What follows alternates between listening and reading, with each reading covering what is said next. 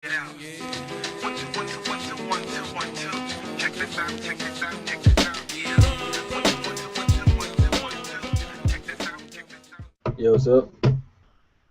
It's the Double S Project Fantasy Football Show. Y'all read the banners. Me, Previn Taylor of the Double S Project here with Pete Dukes, also of the Double S Project.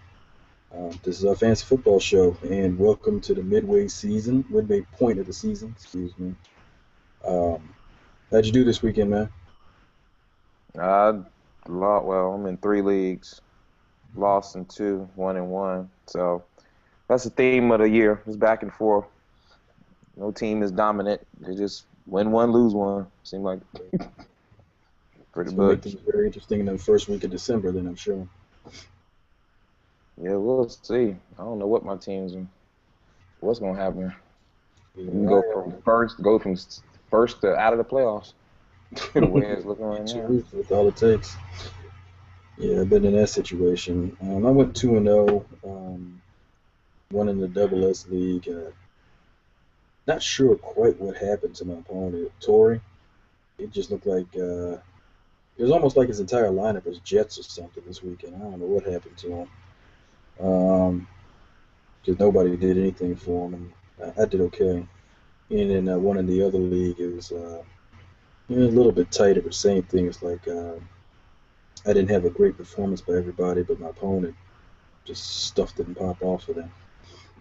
Yeah, in the money league, I actually put up 140, which out of the 12 teams would have beat 9 of them, and the only 2 teams that I wouldn't have beat put up 150, and my opponent put up 160. I ran into Gronkowski, Peyton Manning, and Antonio Brown, and for some reason he also had Golden Tate, who actually decided to score. So, but like I said, my money league team has been averaging 130 the last 3 weeks, and I put up 140 this week and lost.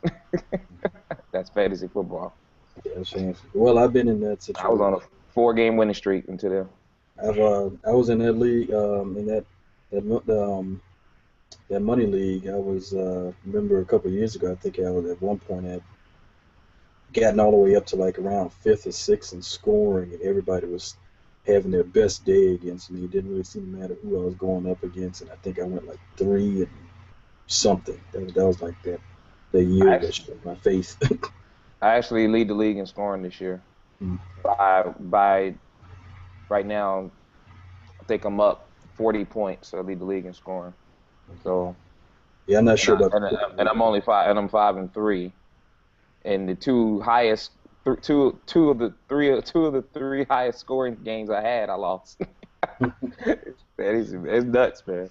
Oh, well, in the cookie league that I'm in, I'm either number 1 or 2 in scoring. I think the team scores consistently. If nothing else, they score a good amount of points, and they score consistently every week. And my one loss is to like a 1-win team, and he's like second to last and everything too. So go figure that. But like you said, I've been getting I got DeMarco Murray in our league as well. Mm-hmm. The Double S Project League. I've also had Demaryius Thomas and Cobb and Aaron Rodgers. So between the 4 of them, they've been carrying me in the money league. And like I said, DeMarco Murray has just been carrying me, period. Sure, that team itself sounds just like all the midweek fantasy football awards. Mid-year fantasy football awards right there. Hey, DeMarco Murray.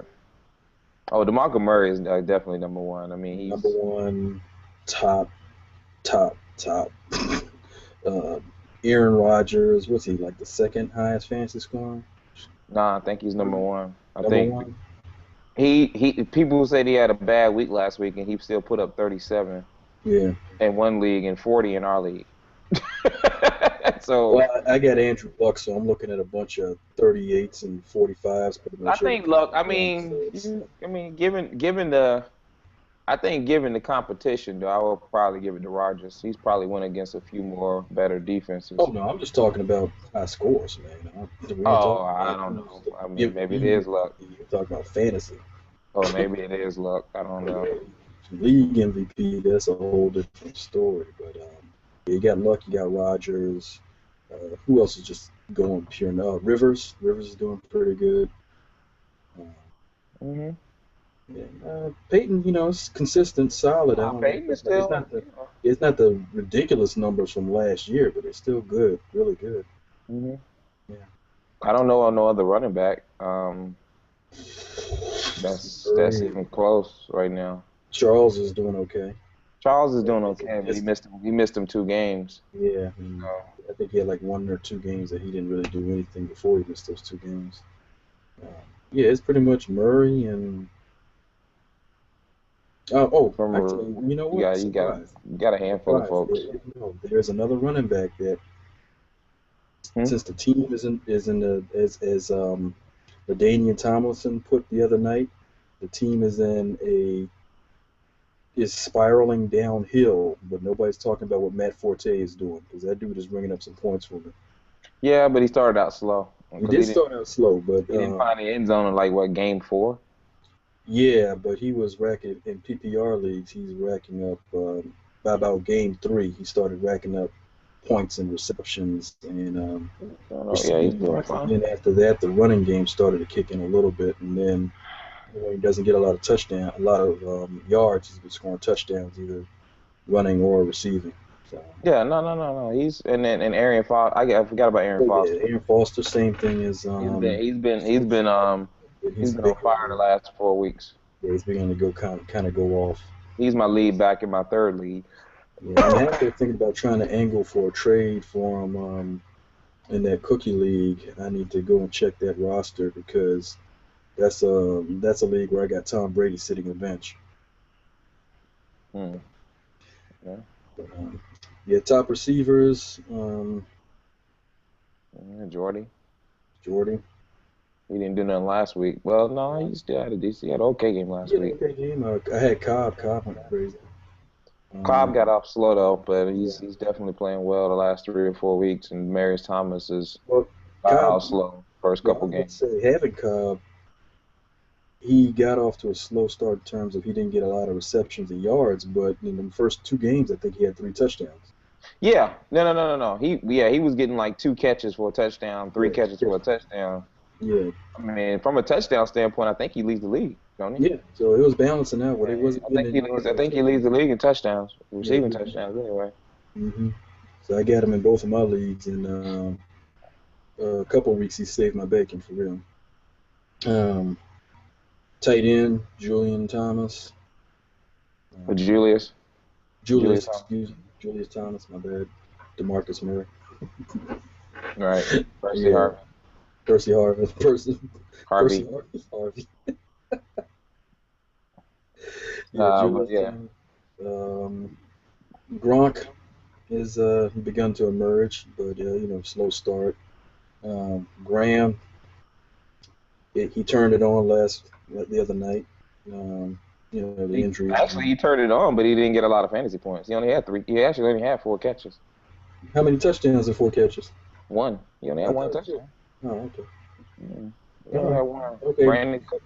Yeah, Brandon Cooks and Kenny Stills got them touchdowns. Okay, scratch, Graham. Maybe end of the season. I mean, from a consistency standpoint, if you got Kelsey, you're not doing too bad for yourself. If you Larry Donnell, he fell off the last 2 or 3 weeks. He started off pretty heavy. He's pretty strong. Yeah. For the Giants. And as far as other tight ends, I mean, it's been hit or miss for the tight ends after you get past Julius Thomas. Right, it's Julius Thomas. Yeah, I mean, Gronk, didn't do too much the first 3 or 4 weeks. Yeah, but that's obviously going to change as long as he stays healthy. Yeah, I think it's going to change, but I'm not going to put too much into the Chicago Bears, man. That was just terrible. That was terrible. I mean, yeah, he'll get maybe they 1. almost put He's Brandon LaFell in the top 10 category. category. He's not getting no 15 catches with 3 touchdowns. He ain't even getting close to that every week. I'm not believing in the Patriots hype right now. Again. Yeah, that's true. He'll get another. Yeah, we do play the Jets. They'll Certain teams are gonna understand. go over against them too. Yeah. You know, that's a season's worth of stats in those two games right there. Yeah. The kid, I think the kid in Seattle is having a decent season too. Yeah, Wilson. Wilson Brown. Yeah, from a tight end standpoint. I mean, just like from a consistency, like even if he's only getting you 10 a week, he's getting you 10 a week. It's not 0 and 20, 0 and 18, 2 and 20. So I actually rather have the 10 or 12 each week than be guessing. That's what on the 0 or 20. I've gotten spotty performances from my kickers all season. You talk about kickers, man. They don't give out awards for kickers, man. I didn't say we had to give out an award for a kicker. I was going to suggest we go ahead and skip the kicker. No, I wasn't going to suggest it. I was just going to say we're skipping the kickers. And skip defenses too, because it just depends on the match. It just depends on the matchup. I've been playing roulette all season long for the most part. At this point, the roulette's pretty easily. Yeah. Against the Jets, against the Jaguars. Follow the Jaguars. Follow the Jaguars. Follow the Jets. Follow the Titans. In certain cases, follow Houston. The offense, unless Aaron Foster can run, but he's not going to run you out of the because they have no passing attack.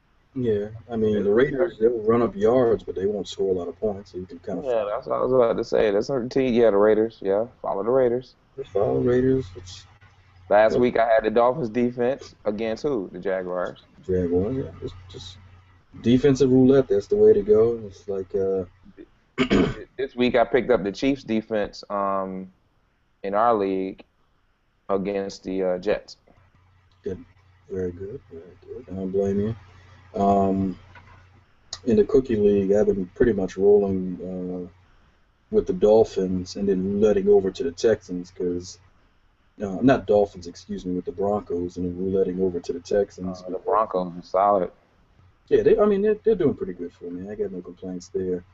I got burnt by the Patriots a couple times, but that was like trying to play the match, like that game against the Jets a couple weeks ago when the Jets ran for like almost 300 yards or whatever that was.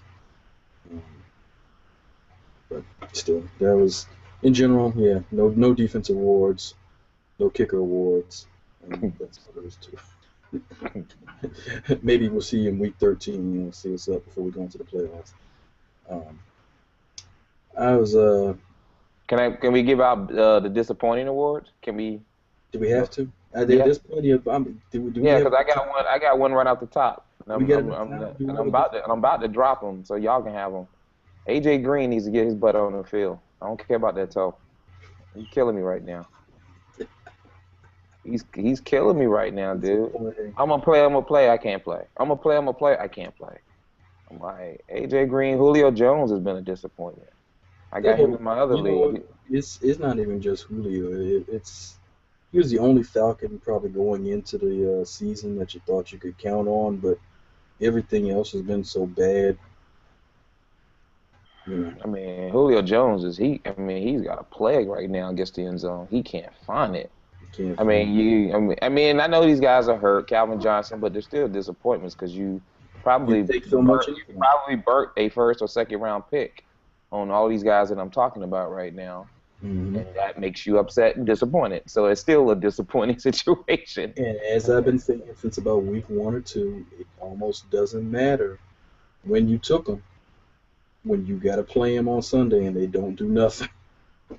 Well, and I think the key to this is, and this is, I don't know, a side talk, but I don't know if we get into it, but something that I thought about how it affects the landscape of fantasy is that when you have a guy like Calvin Johnson, let's just take his situation for a second. Now, where you took Calvin Johnson, maybe the first, say, second round at the latest, in most non-keeper leagues, and in most keeper leagues, people kept him. He doesn't play. The guy over here to the left drafted Golden Tate in the 5th round. Now, Golden Tate, where you thought he may be a flex, maybe your second receiver, Calvin Johnson is now getting 6 or 7 extra targets because Calvin Johnson is not in the lineup. And now Golden Tate, one of those 6 or 7 targets, happens to fall in the end zone. Now he becomes more valuable. I mean, we see that all the time with the running backs. You have running back by committee a lot. And then, of course, when somebody gets hurt, that next guy has to step up. Somebody's got to carry the rock. But in the receivers, people don't think about it that perspective because targets are targets. And the ball is going to fall in the hands of somebody at one point. It's not necessarily just like Sanu. Sanu was a good receiver before he became the one. Now he's a dang on fantasy stud the last 3 weeks. Yeah. So, and that guy that took Sanu took him, maybe even got him off waivers. But now he's in both the leagues that I'm in, I saw that Sanu went in week 1. I mean, in week 2, they picked him up off of waivers pretty early, and they've held on to him. So. And in one league, he didn't go until like the 4th week until they saw. Because remember, AJ Green got hurt, then he came back and tried to play, and then when he went out the second time, somebody in another league picked Sanu up. I mean, think about it, if you're sitting there and Sanu goes out, if Sanu Green goes out and then Sanu is sitting there, but you got a Larry Fitzgerald who you think is going to come around on your roster, or a couple of people that, I don't really want to drop Fitzgerald just yet, or I don't really want to drop, Eric Decker, maybe the Jets. And then you look up now, he's like, damn, I should have dropped Eric Decker and Fitzgerald and picked up Sanu. But I'm telling you, a lot of people probably was thinking, hey, AJ Green will come back. AJ Green will come back. Do not draft list. It's not personal. Eric rolled for me strong last year as a Bronco, but. Well, I mean, but it's not. Yeah, but okay. Yeah. I'm just talking about the value of it, though. It's just you don't know until it's something, and then when something goes down, and that's just fantasy football.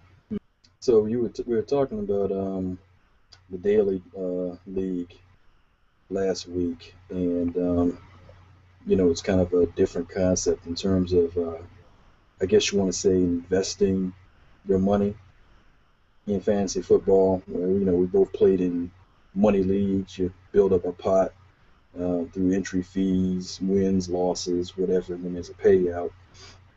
And when Jamal was talking about the daily league, for no particular reason, I kind of reflected on an occurrence early in my years of being a commissioner, where the year we decided to go play for money. We played like the first 2 years for kicks and giggles, and then the 3rd year we decided to go for money because my original experience of fantasy was with a league at my job, and we were playing for money, $50 in, and like $2 per waiver, that sort of thing. So when the league that I started up kind of stabilized, I said, let's transition over for money.